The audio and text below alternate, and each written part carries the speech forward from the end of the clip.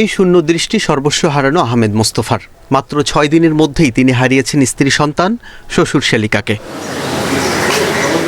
স্ত্রীর ব্রেন টিউমারের চিকিৎসা করাতে 9 জুন ঢাকায় আসেন তারা। পরের দিন তাদের ভাড়া বাসায় ঘটে এসির বিস্ফোরণ। এতে দগ্ধ মোস্তফার 3 বছর বয়সী সন্তান আয়ান মারা যায় বুধবার। পরের দুদিনে মারা যান শ্বশুর আব্দুল মান্নান ও শেলিকা ফুতু আক্তার।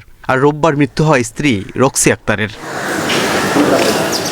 একই দুর্ঘটনায় বাবা ও 2 বোনকে হারিয়ে নির্বাক 4 ভাই। শোকে পাথর স্বজনরাও। শিশু আয়ান ও ফুতু আক্তারের মরদেহ আগেই দাফন করা হয়েছে।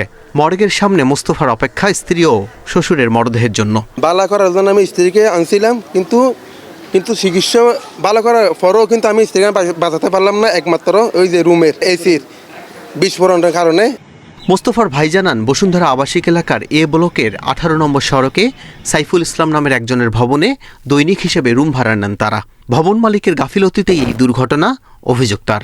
1500 টাকা দামের চুক্তি করেই এই বাসাটা আমি ভাড়া নিয়েছিলাম।